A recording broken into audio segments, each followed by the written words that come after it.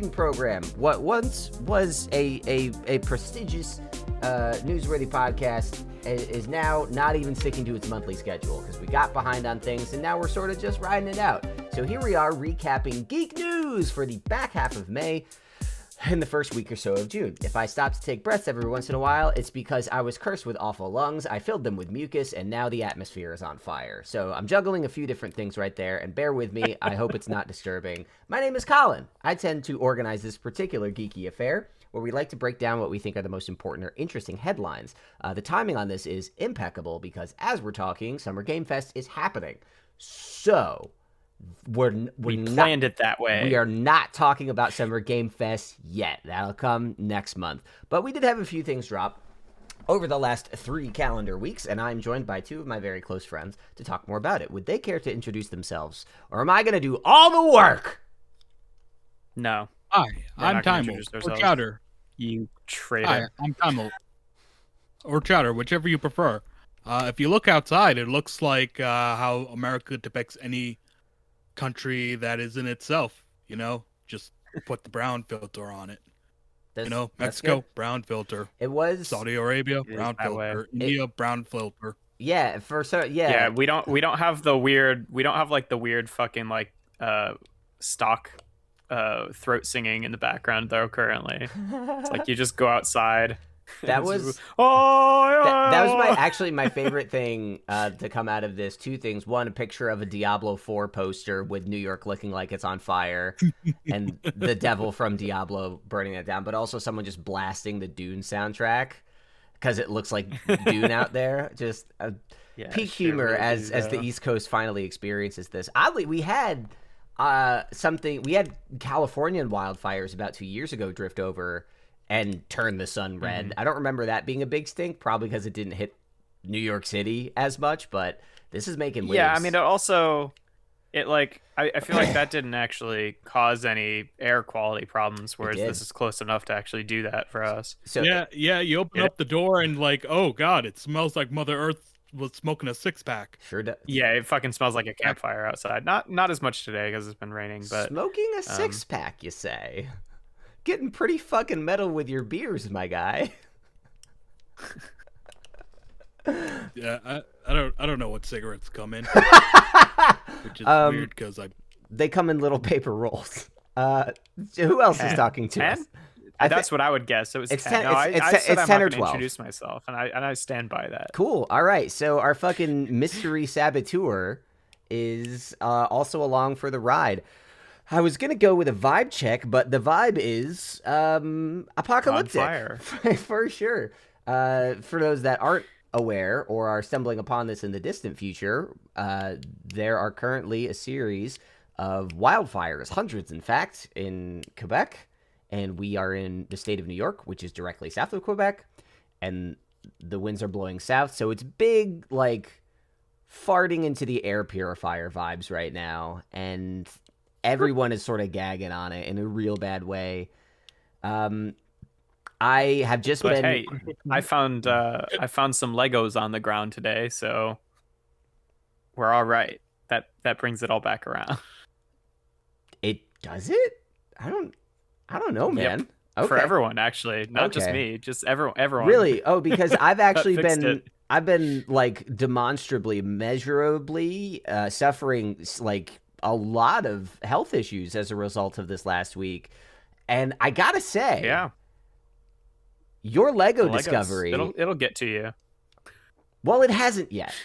I'm just gonna say that it hasn't yet. Well, not with that attitude. This attitude being, I can literally, when I get lightheaded because of this, I can literally check my blood oxygen on my watch, and I'm like, this is bad. It's really just a confluence. Anytime the things. computer freezes on like Colin making a goofy face, I'm just gonna take a screenshot. You can make a little flip book out of it. You're I'm doing sure. the Lord's work. Yeah.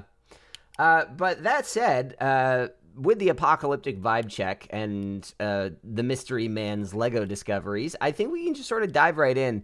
I really only have 2 major things I want to talk about, but needless to say, there were a few big things this last month. The Sony showcase for games, a lot of news from Bungie, as well as the two big things that I would like to bring up. The first of which is a follow-up on something that we talked about last month. I did mention the sort of very troubled and problematic launch of a game called Redfall, which those in the gaming community are probably aware of. But to quickly recap, Redfall was to be a big blockbuster Xbox release for Game Pass and Xbox consoles and PC, made by the prestigious developers of Prey at Arcane Austin. And the game was not only buggy and performed awfully, it was also very threadbare, undercooked, and not feature complete, to the point where everyone was like, this is the worst game of the year. Yeah, not feature complete would be a great bumper sticker. And Redfall has just sort of made the rounds as the worst game of the year. Luckily for them, the Gollum video game has already snatched worst game of the year title, so they're at least free and clear of that. Oh, you didn't hear about the Gollum game? There's a Gollum. There sure is. Yeah, it's gonna be hard to beat that. It's this. I mean, okay. Well, that's a lot better. I have seen things about Gollum, and I've got to say that's a lot better than what I thought was going on. I thought that fucking like Amazon was like was like starting to develop a show that was just about Gollum. Nope, they made a video game of it instead, which is apparently just like Redfall, same problems as Redfall, just much worse. Which I would say is perhaps worse because, like, video games are longer. Yeah, true. Yeah, but if like it can be like you can have a dumb premise for a video game and have it be saved by having like just like good gameplay or mechanics. Whereas like if a show doesn't need to happen, it doesn't need to happen. Yeah, pretty much. There's no like this story is dumb, but it is fun to punch these small things a lot. That can save it. But I mean, what are you even doing in Gollum? Like sneaking up and doing sneak kills on people? Not even sneak Fighting kills, with yourself. But I mean, it was supposed to be actually yes, but it was supposed to be primarily a stealth action game, like a stealth adventure game, kind of like Plague Tale, but about Gollum, specifically covering the story of how Gollum escaped Barad-dûr after being interrogated and giving up the location of Bilbo, and then how he like got out of there and that. But apparently, sneaking is only a small part of it. You do spend much of the game commanding around other various prisoners and a bird that you become friends with. And then there's drama about the person running the prisons of Barad-dûr. Uninteresting. Boring and uninteresting. Yeah. And apparently, that like... I cannot like, sell. I've known about this game for years, and every time I heard about it, I was like, "This doesn't sound fun." And then it came out, and everyone's like, "This is not fun." I'm like, "Okay, nailed it." No, it's weird, like, because like I know the part they're making the game out of. It's like one line from Gandalf in a textbook-sized book.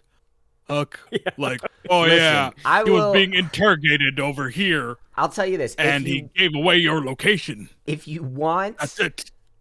If you want a really compelling game that extrapolates some very threadbare premises within Lord of the Rings into a full game, but the game is actually incredible and fun despite how stupid its interpretations are, Shadow of Mordor, Shadow of War. Incredible games, so fun, systems unlike anything else, nonsense interpretation of the fiction that I am in love with. Oh, yeah. Absolute like, fan fiction. Isildur's like a ring wraith? What? Okay. Oh, the right. Nemesis I've heard about system that is one. like great. It's too bad WB like fucking patent the Nemesis system. That shit. It's so good. It's so cool. The Nemesis. Anyway, yeah. Speaking of games without the Nemesis system, Redfall got the Jason Schreier treatment this past month. Very noted video games journalist, formerly of Kotaku, now of Bloomberg, was able to, I almost said interrogate because I'm in game lingo mode, interview several folks from Arcane Austin about what was going on with Redfall. And though I like interrogate better. What are you guys doing? I need to write an article. What did you do? Why did you fuck up this game so bad? No, but I mean, he has a reputation for like bombshell reporting. He's brought us stuff regarding Activision shit, I think Riot shit, just like all over the place. Always breaking big stories. Ubisoft. And this story is All less of about them, really. This story is not so much like the expose of like everybody that makes the games you like is a dirtbag. Like this was more just like a quick summary of what went wrong with development. Apparently, several years ago, there was a push within Bethesda to make more live service microtransaction focused games because those rake in more money. Bethesda being known for single player games like Prey, I love that game, fucking incredible, did not make a ton of money because it's just like a single player game that wasn't attached to a super popular IP and had some confusing IP connections. But like they were like, hey, we want you to make a game that will actually make money. And apparently the dual game directors never provided a clear view of how to reconcile their typical single-player immersive sim design with the multiplayer Borderlands mandate. Fallout 76. 76 came from the same push. And Fallout 76, I will say, like, it has sort of turned a corner in a way, but it's still, like, it is sort of like the go. I said in a way. It has fixed a lot of, like, the technical issues, but it is still, like, it's got a very dedicated cult community. It is still not the mainstream success that any other Fallout game has become. Having played it in both states, Fallout 76 is at least an interactive online multiplayer game by definition. Redfall didn't really even clear that bar when you consider its multiplayer offerings, because it was intended as a multiplayer game, but what you actually have right now is a single-player game where progress is tied to the person that is hosting the session. So there isn't actually true progression in multiplayer. If I join Jeff's game, that's miserable. Yeah, and that seems like it seems like a holdover of like multiplayer design problems from the 2000s, which it is. Right. Like we shouldn't be having that particular problem with a live service game in 2023. But we do. Live service games are hard to make, but like Fallout 76, lampooned, Wolfenstein Youngblood, lampooned. This same deal. When Microsoft acquired Bethesda, Wolfenstein Youngblood was a live service game. It wasn't a live service game, but it had like transactions and shit in it. I played it, and I gotta say, as a game, it was really lackluster, especially compared to how fucking good Wolfenstein New Order, New Colossus are. But like, it was that same push to make these games that brought about Redfall, and apparently development on it was so troubled that when Microsoft acquired Bethesda, they were quietly hoping Microsoft would just cancel the game because it was in such bad shape. And I'll say this is something I deal with on a social level with people a lot, where I see, you guys know this, I am pretty openly confrontational about things that are bothering me to the detriment of everybody in my sphere. And I do not understand passive aggressiveness very well. Like, I see passive aggressiveness and I'm just like, just do something. Don't just sit there. Just do something. And this seems to me like that. But Arcane was like, hey, we have this steaming pile of garbage. And then Microsoft is like, we love what you're doing. You keep at it. And like both sides were, it just seems like both sides were like walking back to talk to their friends like, oh my God, you won't believe what just happened. Like that, it just seems like a calling total, each other's bluff. Exactly. Yeah. It seems like a total breakdown in community. The way that it's portrayed. You won't believe the shitty game they're letting us make. Right? Yeah. They were like, well, I guess, okay, we don't have to cancel it. I guess we'll give you something. Like, it's just, it seems like not just a breakdown in development because they couldn't reconcile these two conflicting ideas, but then a breakdown in communication, a lack of intervention from Microsoft. And it's like, on one hand, nobody likes when a studio comes in, when a publisher comes in and starts chopping heads at a studio. At the same time, it is the job of publishers and studio owners to look at things that aren't working and say, hey, stop. It's bad. Which is what, like, I mean, Chatter, you may be aware of, like, Skull and Bones at Ubisoft is a pirate game that's been in development hell for 6 years. And apparently, the only reason they're not canceling it is because of financial obligations to investors in China. Like, that's a reason to keep making a game, is when you have a superpower economy breathing down your neck. Simply saying, you'll be fine. That's not a reason to look at what this game was and say, yes, let's make this the center of our advertising for our flagship service. But yeah, it's so the disaster is now comprehensible as just a mismanaged nightmare where the only about 100 people work at Arcane Austin, and of those 100, 70% of them left and had to be replaced. That's 70.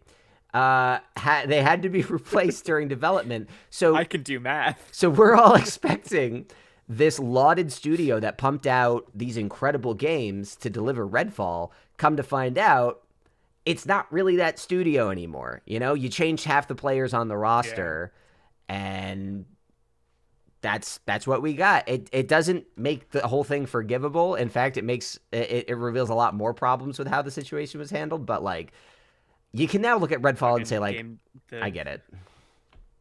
The game development of Theseus. But yes, exactly. Which, but pivoting away from game development entirely. Turns out he's not very good at it. He's, so he was a little overwhelmed when we introduced him to soap. Soap? What am I missing? I'm missing something. Theseus. Did soap. Did Theseus have a soap version? Is this a thing?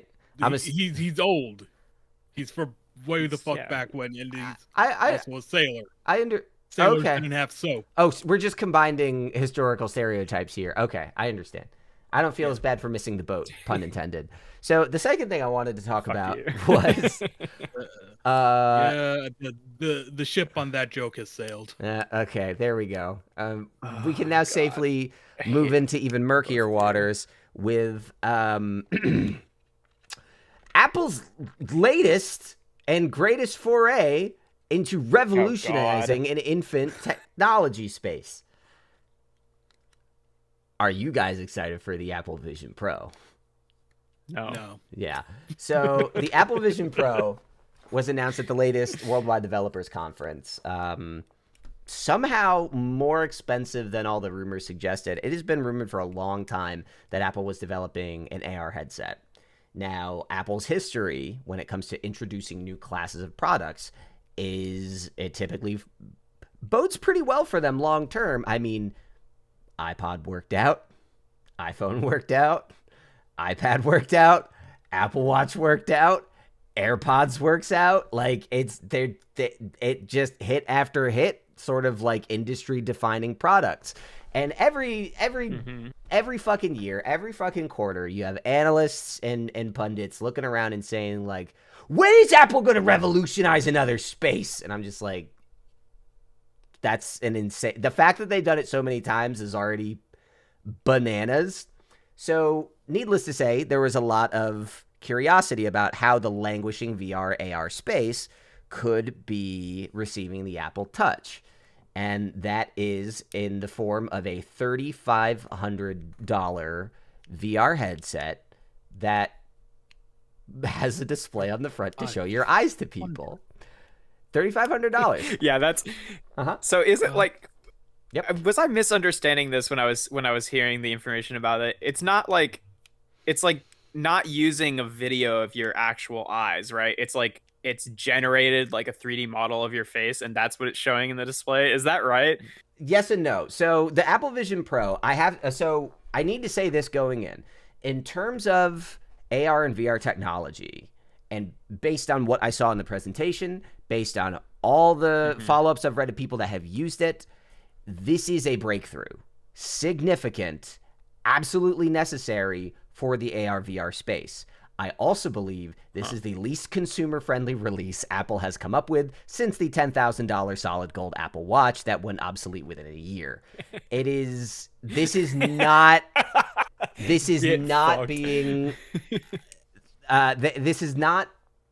meant for the three of us. Whether or not we can afford it is is totally out of the question. This is not meant for us yet. This kit is very powerful. It's doing things no other headsets are doing. It's doing the things other headsets do better than they do, with higher quality display, low latency pass-through due to custom chips, really I would fucking hope so. Really high performance hand tracking and eye tracking. Essentially, the way you interact with it is you look at a button with your eyes, and then you go boop with your fingers, and that you just look and click. The eye tracking is precise enough to navigate a computer just with your eyes. That's wild. And apparently it works extremely well. The pass-through is extremely high quality. So, like, again, base technical level, in terms of, like, if you look at the amount of money that Meta/Facebook has lost chasing VR, and then Apple just coming out with their first thing out of the gate being this high quality, it's kind of like... You know that Apple's going to be selling people's eye tracking data to companies. If Apple's to be believed, these are the kind of things this guy looks at. So that's what you should advertise. There was a whole part of the presentation specifically about how that information is not accessible.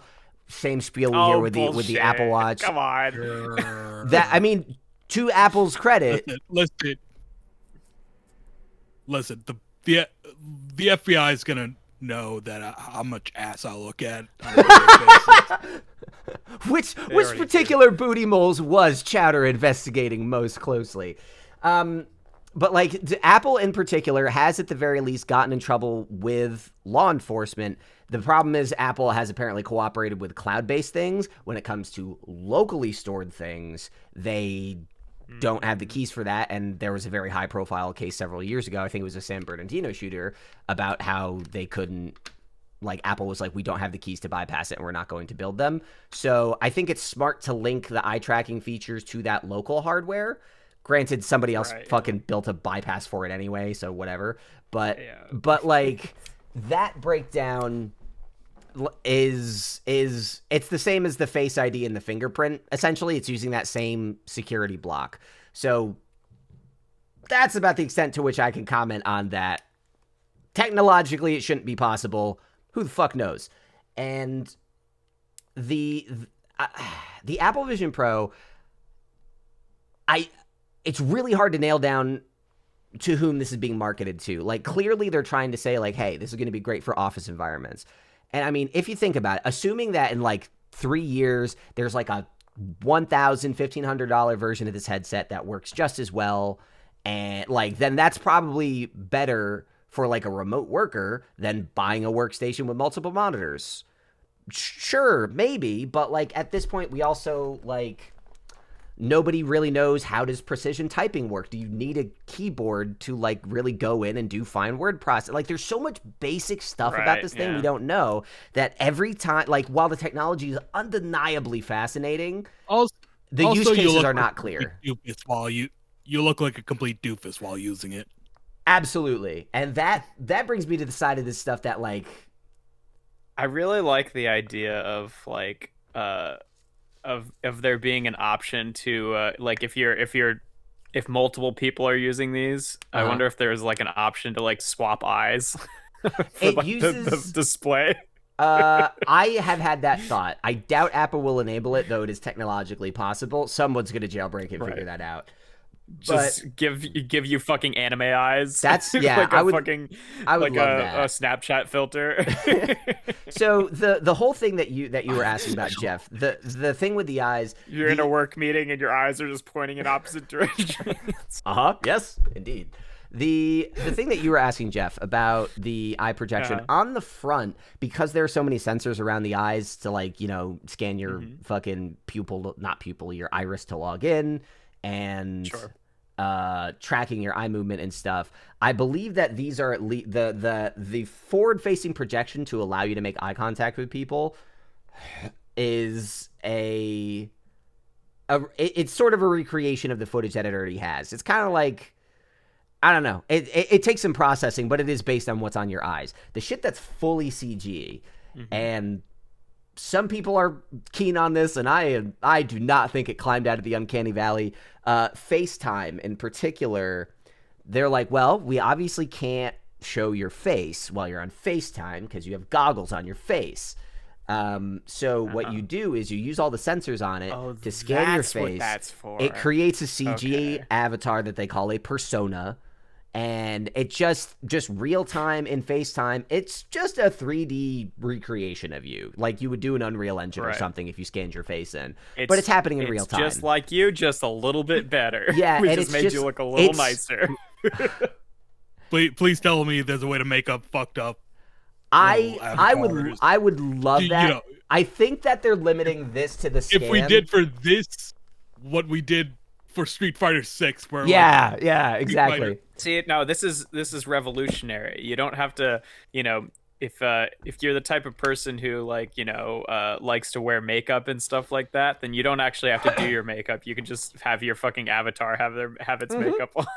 Yeah, no, basically it's the no pantsification of VR, but the next step is it will be a video of you, but it's gonna AR pants onto you so that you can just sit there. Listen, it has the power to do it. So this is the Apple Vision Pro has been making waves in the way most new Apple announcements do. I've had a lot of fun looking at people trying to say, like, is this the next move for gaming? No, it's not. Fuck off. Apple has actually come out with some Proton-esque tools to make moving Windows games to Mac much easier, similar to the Proton shell in SteamOS that allows Steam Deck to run Windows games, even though it's Linux and not Windows. So there's a lot of cool stuff happening on that front, but we don't know the compatibility with the new Vision OS, the fucking reskin of this built for the Apple Vision. So I think gaming applications are basically just, you've got a nice display that you can, like, the games that are on it you can play, but, like, gaming on Mac is still kind of a joke. It's been decades, and it is still not the way that people want to game. The machines have the capacity, but the support is not there because it has not been easy to move shit over, especially since the change in processors. So, again, the value proposition is really hard to parse, especially when they're trying to sell it not just as something to use in the office, but also like, hey, you can take 3D photos of your environment and relive them. So think about how wonderful it would be, like, hey, it's your kid's birthday party, and you can go and relive a 3D video of them. Not addressing the question not addressing the fact that in order to do that, you have to put VR goggles on, and that's how you experience your child's birthday party to begin with. Isn't that just like fucking barf from the MCU? Didn't they do that? Yeah, kind of, but like, but VR. But, like, I mean, 3D videos have been around for a while. Apparently, the quality of the 3D videos and stuff is, like, very immersive. But I think it was my instant reaction. I'm very happy to see tech journalists picking up on it. It's like, trying to sell people on putting on the goggles for all their precious family memories is kind of gross and misses the point of what we want out of this technology. So, again... It is also just like super Black Mirror. Very. That's I remember like tech bros being like, "Oh man, with AI voice generation and AI whatever, we could make it so that you can speak with your dead family members again." And it's like, dude, I find that very creepy. The person who developed that allegedly did so because he was having trouble processing the death of a relative, and he built the tool for himself. And then decided, I'm going to make money off of it, because that's what our economy incentivizes people to do, is exploit the dead. And Vision Pro is going to... We don't fucking know. This version of this product is remarkable and definitely not meant for most people. It's just not. It's too expensive. It doesn't have any specific uses. The first-gen Apple Watch did not do well. It wasn't until like 2 years later that they cut the price, added features, and removed a lot of like the big fancy gimmicky shit that the Apple Watch caught on. But also at its core, what the Apple Watch does, not on top of focusing on health and stuff, it specifically gets your eyes off your phone. You're not always having to check for notifications. You can see stuff on your wrist and ignore it. It reduces your interaction with the phone. This literally puts a phone on your face and keeps it there. It's just, it's like, no matter how you strip it down, that is the, like, I think that the fact that they are at least considering how to maintain some sort of interpersonal interaction means they're thinking about this the right way. But the technology in my mind is not there to overcome that for most people. It's just going to feel like a barrier that isn't worth the money and doesn't do anything useful yet. I could see this turning into something useful in the future, but right now I'm like, I want to see what developers do with it, but at this point it's a technical curiosity and it deserves all the jokes that are being made about it. It's interesting, it's wild, and it's dominating the conversation, but I had to bring it up. It's so wild. Yeah. Any other last minute dystopian fears you would like to air about this particular turn? No, I mean, I guess It's all out there already. microwaving your brain, but I mean, referencing shitty anime is not really. yeah, I mean, I would agree with that complaint, but I am currently surrounded by so many electronics that if my brain isn't fried already, I think I'm safe from the Vision Pro. Who wants to go next? Who has an idea of what they would like to talk about, and what news stories have really peaked for you? I can go next just because I have very, very few things to talk about. Go for it. First of all, I should, by obligation, mention this. Transformers: Rise of the Beasts is out, but I have not seen it yet. So that's all I have to say about What's that. the word on the street? Is it any good? That's all I have to say. I haven't gotten that far yet. Even looking at what other people think about it. I'm gonna look up all the reviews on it.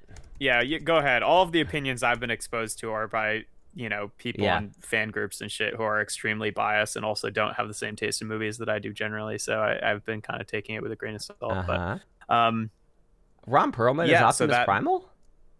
Yep. Yeah. Did I know He's that? been Optimus Primal before, actually. Yeah, he was in the shitty Machinima series. Yeah. Machinima. And he was real bad. Okay, because so everyone was bad in that. Yeah. Just quick Rotten Tomatoes look. I know, not a perfect measure, but official tomato meter from critics on 97 reviews. Would you like me to tell you what the scores are? Yeah. Hit me. Critic score, 56%.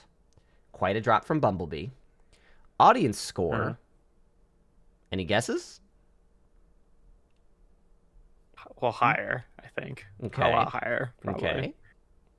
Do you have anybody? Either of you want to guess a specific number? Yeah, I'm gonna go 80s, in the mid 80s. Okay, so it's like 85-ish. Chatter, do you have a guess? What do you think the audience score is on Transformers: Rise of the Beasts? 75. It's 88. Pretty good. Huh? Fans like it. I go right on the money. Yeah, this is the Venom phenomenon in full swing here. I mean, it's got Beast Wars. We do love this in Beast Wars. Wait. So, who does Optimus Prime fuck then? Does Optimus Prime fuck Tom Hardy? What the fuck are you? Oh, you're Venom. Okay. I was like, you're making a Venom joke, but I just said Beast Wars, and I'm just like, who does Optimus Prime fucking Beast Wars? Autobots, what are you talking about? Pull out. Anyway, I hate it. Yeah, so that happened. Fucking Across the Spider-Verse came out, and we saw that. I think we all liked it. I'm not going to say anything more specific than that, but no movie. Spoilers. Beautiful. Right? Yeah, no. One, it's gorgeous. It has recently become the second most best-selling movie of the year, beaten only by Mario Bros. Movie, and it's early right now. It's got time. Yeah. I mean, got time. It's one of those things where like family movies always do better than non-family movies, and though this is rated PG, I think the feeling around these, at least among adult fan groups, is that the Spider-Verse movies feel PG-13, even though there isn't like swearing or grotesque violence, but they have that's interesting. They're like a slightly more mature energy. They say what the heck, like they say what the heck multiple times in the movie, but like I mean, these are this is a thematically darker and more complicated movie than the Super Mario Bros. I think without a doubt. Yeah, true. I mean, it just feels good because, like, hey, this is a movie that is really ambitious, really experimental, has great characters, great story, diversity without being like cloying. It's gorgeous. It's gorgeously animated. Every single frame is just and like I don't know if we want to like have doing well. There is some sliver of justice in this universe, man. I mean, I don't know. Do we want to like just talk about the movie, or do we want to blow through some stuff and maybe circle back at the end? Okay. Yeah, I would rather blow through some stuff. I've talked about this movie enough throughout. I haven't talked to like anybody about it. The other thing that I actually have things to say about is Minecraft did another big update that I believe just released yesterday, so I guess technically we're in June territory. I don't think I really had anything from May to talk about that we didn't already talk about, but yeah, some fun updates here. It's all stuff we knew about, but it's cool to actually see it. There's a new mob called a sniffer, which is a big fucking six-legged dinosaur looking. I mean, it's I don't fucking know how to describe it. It kind of looks like a fucking camel. That's not what that which is. is funny because there are also camels in the game, but it looks like a big Eeyore. They can't do that. I don't like that. Spooky. No, they're very good. I love it. And you obtain it by finding an egg in the ocean. Hey guys, which is let's another go in the cool ocean feature. and find an egg for the six-legged sniffer man. Let's put that in your house. Yeah, he's so good. The way that this is like a feature from the past 2 updates that they promised a while ago, and then they ended up canceling from the caves and cliff update. Is archaeology, which is not quite as extensive as how they originally showed it off, but basically there's a new item called a brush, and you can find like specific pieces of sand or gravel. They look slightly different. They're called like suspicious sand or something like that. And you can like brush it away, and it'll give you an item out of it, and that you can find the sniffer eggs via that under the ocean, and like fucking big terracotta pots with patterns on them, which is pretty cool. There is a new biome with a new wood type, the cherry blossom biome. So we've got pink wood now. Pinker wood, I guess, than the crimson forest wood, which is also kind of pink. I have not played Minecraft in so many years. My God. Oh yeah, it's different. And they added a lot of functionality to the best fucking material in the game, bamboo, which is really exciting. So now you can actually make bamboo wood blocks and then craft those into planks, and you can make a boat out of bamboo, which has a different sort of texture than all the other boats. How does where it actually looks like a little raft? How does the game adapt bamboo's antimicrobial properties? Hasn't yet. Okay. There's camels that you can ride. They're pretty cool. They're like, I think they're a little faster than horses, but they're maybe a little bit less maneuverable. Mm-hmm. I can't remember. And instead of jumping, you kind of do like a dash forward. But I think they can also go in water, which is a huge improvement to the fucking riding animal experience. Because if you've ever been on a horse in Minecraft and tried to go over like a small river and then the horse kicks you off of it, it's a real pain in the ass. Yeah, I bet. Those are the big things. I mean, there's also these like templates that you can find that to add patterns to your armor in like specific materials. So it's like you'll find the template and then you put it into a smithing table with the armor, and then you pick a material to create the pattern, and it will put that on your armor. So you can like put a diamond into the template, and you'll have like fucking diamond streaks throughout your armor. Real fucking cool. But yeah, that's Minecraft updates. Just some fun new features. Again, it's all stuff we've known about for a while, but it's just actually they come out now. apparently have announced a new Sonic game at the Summer Games Fest, so that's interesting. Oh, there you go. Like, nice. Like it's like a 2D side scroller thing. Well, though the graphics are 3D. You can play co-op. It looks nice. Hold on. Nice. Hold on. Yep. Hold on. News. News. Sonic Origins plus Sonic Superstars, brand new 2D Sonic game. Oh, please show me. Please show me. Please load the video. God. Watch it on your own time. I mean, anyway, yeah, you guys can everything keep talking, I had but to talk about this month. So, Chowder, go ahead with your stories. We only got 20 minutes. First thing I want to talk about is Street Fighter 6. It looks really good. That is to say, it is really good. It got released. It's everyone fucking loves this game, which is such a change in narrative from the last time, because when Street Fighter 5 released, everyone's like, okay, what's different from this game than from Street Fighter 4. Well, all the Street Fighter 2 characters are here. Yeah, that's same for Street Fighter 4. And well, you fight Vice, and that's same for Street Fighter 4. You're not doing anything new here. What are some of the features? Oh, well, you can go online and fight other players. That's not okay. You're supposed to have that. What else? That's it. What do you mean that's it? Where's the arcade mode? We are working on it. You release the game, charge money for it, and you don't have an arcade mode. And like with Street Fighter 6, it's like they learned every lesson. Like they got it right. Nice. Like it's packed full of features. It's got a single player mode, an arcade mode. It's got online. It's got like new characters that are like really fun to play. New mechanics that are like interesting. Like none of this is really news because through like, you know, betas and demos, everyone already knew that, oh shit, this game is the shit. And that is the shit. It's weird how like shit can mean something is garbage, but it can also mean if you put the word There's like a whole shit, like a whole comedian bit on that I've seen. Yeah. Pretty funny. We're talking about Street Fighter 6. Sorry, I just finished watching the Sonic trailer. No, I hear it's phenomenal. Like, I've heard a lot about it. It's very good. And like so far it has sold over 1 million copies, so it seems to be doing well. This is paying off for Capcom. Yep. Which is great.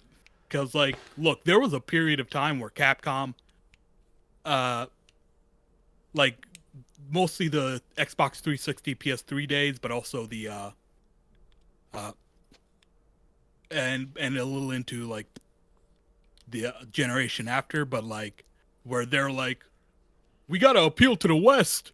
Let's do what Westerners like. They like guns, right? They like gray and brown and graphics, right? What about the stuff we did? What about all the cool stuff we did and all the fun ideas we had? Fun? Westerners don't like fun. We hate it. We think it's so bad. Give me Dark Knight forever. Yeah. Yeah, exactly. It's just like they just threw out everything that made Capcom games appealing, and where 6 is like, for everything I've gathered for Street Fighter 6 is specifically like, this is going to be as ridiculous as we can make it because the concept of this game is inherently ridiculous.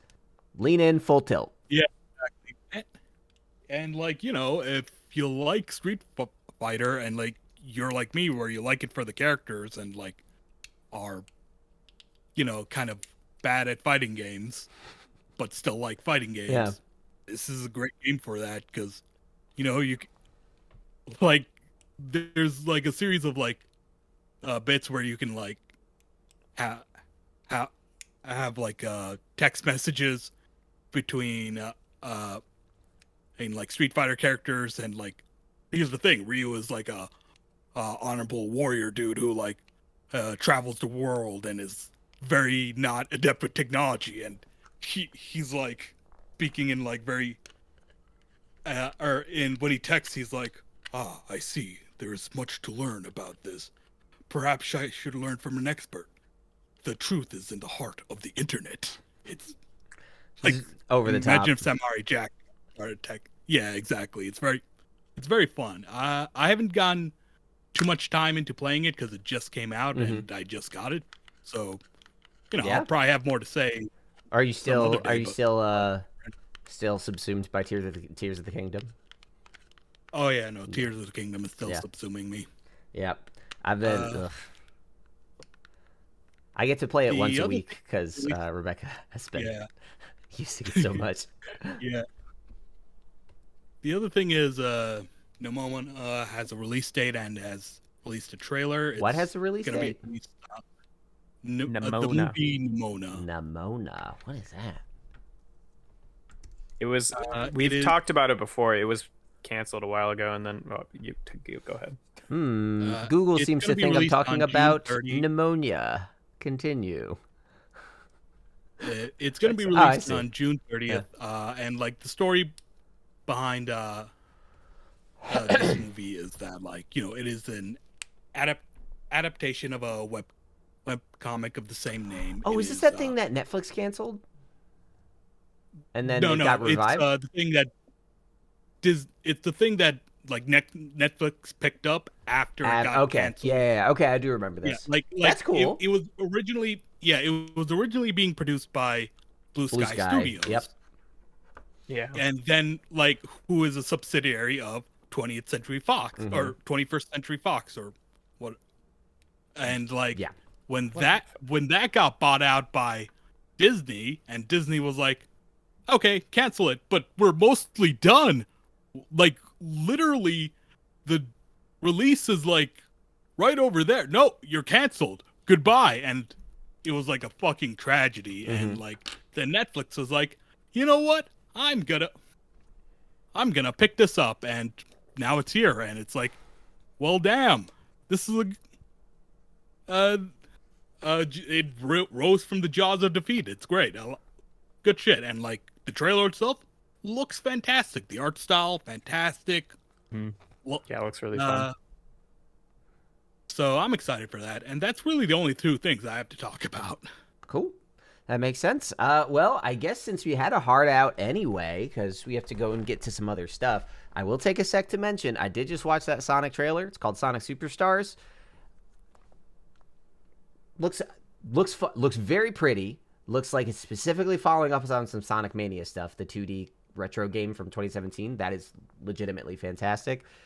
The last time they did a 2.5D Sonic game entirely, it was Sonic 4 Parts 1 and 2. Sonic the Hedgehog 4, which was like a really shitty cash grab. At first it seemed like a really cool idea until they didn't get the physics right. And I don't know if you know this about Sonic, but the classic Sonic game, the only thing that really set it apart from Mario was the fact that it was fast, pretty, and had physics that were fun to play with. And they just felt floaty and middlingly responsive or slow. And they tried to have like an episodic release, but they only ever released 2 episodes. Yeah. And like, yep. So yeah, Sonic 4 was a mess. Sonic Mania was the way to go. This, I doubt that this is. I'm wondering if Christian Whitehead is involved, the guy who sort of spearheaded the iOS ports of the game, helped lead Sonic Mania development. I guess was involved with Sonic Origins, their repackaging of all the old ones. Like, this is one of the guys that has like helped sort of right the ship. But this, I will say, looking at it, although it's fun and it looks like it's got some good stuff from like Sonic Generations and Forces, believe it or not. No one knows what the fuck I'm talking about. Why I just made a stink face at Forces. It's fine. But like, I don't know if they got the physics right. I'm curious to see, but it looks like it might have some of that just like slow, floaty sort of deal where you run fast, but then once you're in the air, you're just kind of like floating around aimlessly and then hitting the ground again, and not like you're actually maintaining speed and have momentum. And the thrill of a fast game in all fast games, not just Sonic, like any Ghost Runner, Mirror's Edge, whatever it is, the thrill of a fast game is partly that your momentum has consequences. And if you're bad at the game, you hit stuff and your momentum is gone. Like, it is a thrill to thread those needles. And it looks like a fun little platformer, but I don't know if it's going to quite have that. You wait and see, because we've only had this look at it right now. So. Showed a little more gameplay than I was expecting. It was like a 2-minute thing. But yeah, just anytime that they like went off a ramp or something, they seemed kind of like, I don't know. It did not seem as though there was like a tremendous amount of speed and follow through. It just seemed, it very much reminded me of that Sonic 4 stuff that didn't feel too good. But that was an unnecessarily detailed breakdown of this thing I just watched. But yeah, hey, that's some fresh off the presses news. Sonic Superstars coming this fall, which is nice, on the heels of a lot of franchises being like, hey, we have a new game of this franchise you love, and it's coming out in 3 years, and then in 3 years we're gonna delay it. See you next decade. Like, that's kind of been the energy. So I mean, Chowder, do you think we're gonna hear anything about Hollow Knight this week? No. Supposed to come out like last month. Yeah. So, well, but we're not hearing anything from that. No, I mean we have the Xbox showcase last year. That I'm proven wrong, but well, yeah, I mean, listen, Microsoft's presentations last year like leaned hard on Hollow Knight. They said that what's telling is because Hollow Knight's going to be on Game Pass day one, so if you sub to that, you don't have to buy it. That's great. But here the Xbox has said that we should move to the ratings. Last Absolutely. Ratings, yeah. I just got to say this about Hollow Knight, chatter. This is going to be a make or break because what Xbox has said is they're only showing stuff that's coming out soon. They're not going to do that. We're going to show stuff that comes out in 5 years fucking thing this year. So if we hear from Hollow Knight this week, it's extremely good news because it is supposed to come out in the next couple months once again. So we'll see. This week might have Silksong news for us. Fingers crossed. Anyways, let's move into the rating section where we try to break down all the little things that we talked about and figure out what was the most interesting or impactful headline from the last few weeks. Again, a lot of game stuff is going to be coming out over the next week with Game Fest kicking off. And we even got stuff this last month. Bungie announced Marathon. That made some waves. The new Spider-Man 2 got some footage that has been being reviewed fairly well. We've seen the symbiote in that game. But of the stories that we did bring to the table, what do you guys think is the most interesting or consequential, perhaps? I don't know, man. I kind of hate to say it, but I feel like probably fucking Apple Glass is the most interesting or like future influential thing. Yeah. I know it's not called Here's Apple the Glass. thing. That was a joke, I think the Apple Glasses are just them trying to be to their investors, hey, we're doing stuff, we're gonna have growth, because I see it like self-driving cars. For years they've been like self-driving cars are the future. Yeah, it's gonna like kill the taxi industry and do this and do that, and it's like, and then it turns out the technology is not there. Yeah, or like you still have to have your hands on the wheel. Self-driving cars aren't here. No, yeah, it's not. They just fucking lied. That's what's interesting about this is that the promise of the technology, again, not the use cases, not the value to the market, but like the technology on like the promise of what VR has been for sci-fi stories ad nausea, is that this is the closest that technology has gotten to that. What we're going to find out over the next few months, now that developers can get their hands on it, is that actually going to fucking bear out, or is it going to be the self-driving car boondoggle? Like, are the developers going to spend some time building apps for this thing and then come to find out, like, oh no, this is not the way we want to use computers? Because it totally fucking could, like 100%. So it's just, I mean, the car industry, I was interested at first too.